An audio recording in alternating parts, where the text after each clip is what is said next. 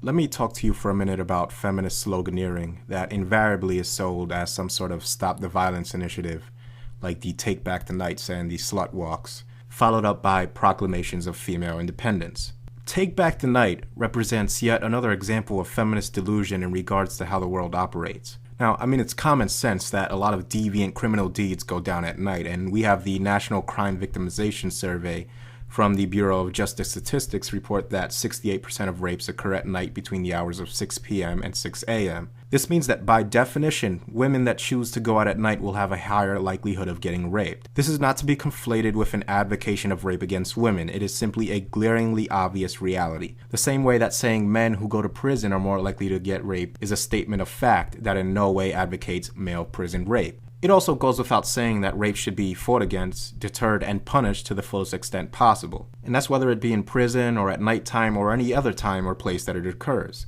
The problem lies not in the desire to stop rape, but in how the dominant political narrators in the form of the feminist movement demand that it is fought against. Crime is fought by first determining the likelihood of when and where it will happen. What is the entropy associated with this particular kind of crime, and where are the variables, and how do they play into how and when this crime is committed? If we can determine that most of these rapes against women are occurring at night, let's say while walking home from clubs or from night class or getting off from work, we see that we have an increasing amount of variables from which a potential rapist can select the woman he wishes to victimize. We have also the problem of the variability of where a rapist can be at any given time. Their locations and where they choose to attack are as fluid as the locations of the victims when they are attacked. This means that the most effective means of prevention for rapes that occur within the highly variable confines of society at large is to punish it severely when and only when it has been proven under the law to have happened beyond a reasonable doubt. It is factually irrefutable to say that the population of rapists within a given society is minuscule compared to the total population of men in that given society. And I say only men because feminists, of course, operate under the assumption that only men commit rape. Even though this statement is patently false, I will, for the purposes of debunking their arguments, address the only type of rape that they apply their indignation to.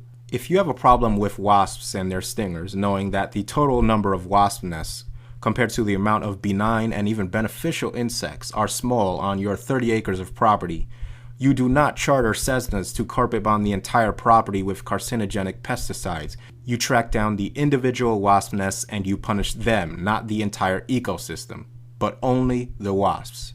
Now, many left-wing feminist types show a capacity for understanding the potential criminality of calling for extreme and oppressive measures in hopes of preventing crime. They eloquently and yet hypocritically point out how an overzealous desire to stop terrorism has resulted in the trampling of the civil liberties of society at large. They correctly make the assertion that in order for our society to enjoy their civil liberties, we must accept that it is impossible to stop every terrorist attack before it happens, and thus, in order to retain our rights and freedoms, we must confront the reality that these attacks not only can, but will eventually happen. And yet it's feminists that call for an infallible and ever-vigilant prevention of rape before it even happens.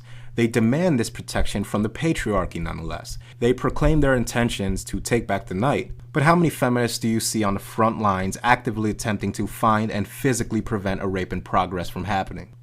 You see, what they really mean is that they want men to take a portion of the night that has always belonged to very dangerous individuals capable of murder and rape and offer it up to them in a shiny little package of protection and patrols and policing, all provided for by men, i.e. the patriarchy for women. The feminist claim that only men can stop rape requires the editing of only one word in order to become a general but much more accurate truth. Only men do stop rape. One of the largest instances of mass rape occurred after the Russian occupation of Germany during World War II, after all of the German male soldiers were killed, and you'd be correct to make the correlation between the lack of male soldiers to defend German women and the occurrence of mass rape by the Russian soldiers. The fact that these mass rapes occurred during war does not change the fact that in any setting, civilian or otherwise, it is only men that do stop rape. Even when a woman intervenes to prevent a rape in progress, this intervention will be invariably in the form of an appeal to get men to physically stop it from happening. Yet the fact remains that women are completely within their rights to arm themselves and shoot and kill anyone that seeks to rape them. Perhaps since men know that no random woman would ever stop him from getting raped or robbed or murdered, he knows then that his first and most effective line of defense from these crimes is in fact his ability to arm himself. And the same holds true for women, regardless of how many slut walks and take back the night initiatives they kick off. Ironically, the very type of rape that is best combated against with the measures that feminists seek to apply to the whole of society is also the type of rape that receives the least amount of attention from feminists, in the form of none at all.